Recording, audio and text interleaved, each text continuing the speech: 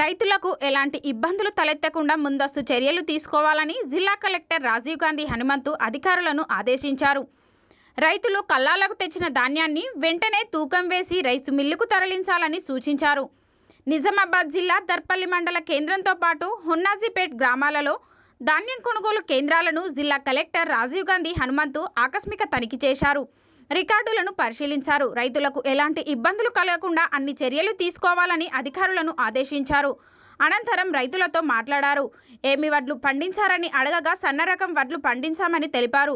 ఎందుకు సన్నాలు పండిస్తున్నారని అడగగా బోనస్ వస్తుందనే నమ్మకంతో పండించామని తెలిపారు. ఈ కార్యక్రమంలో జిల్లా collector Rajiv Gandhi Hanumanthu, PD Sayagoud, APD Ravinder, tahsildar Malathi, MPDO Balakrishna, APM Sunitha, CC K Srinivas, VOA Bilatha, AEO Prasanna, జిల్లా market committee director Mangitya Nayak, రైతులు తదితరులు పాల్గొన్నారు.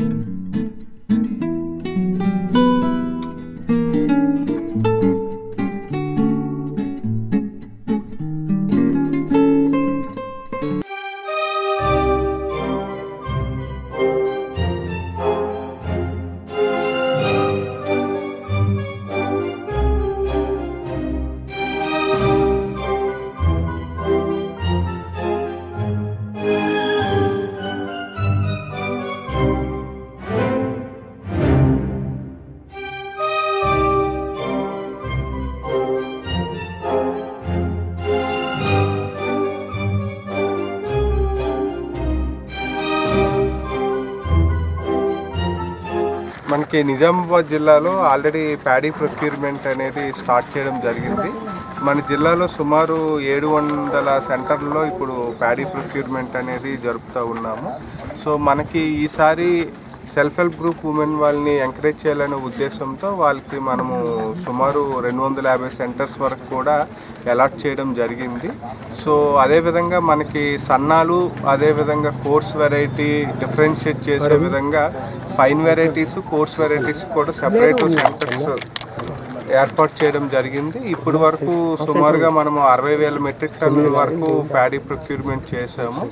సో అన్ని మండలాల్లో కూడా ఎక్కడైతే మనకి హార్వెస్టింగ్ అయ్యి ఆ FAQ నామ్స్తో ప్యాడీ అవైలబుల్గా ఉందో అక్కడ మనము సెంటర్స్ ఓపెన్ చేస్తూ ఉన్నాము.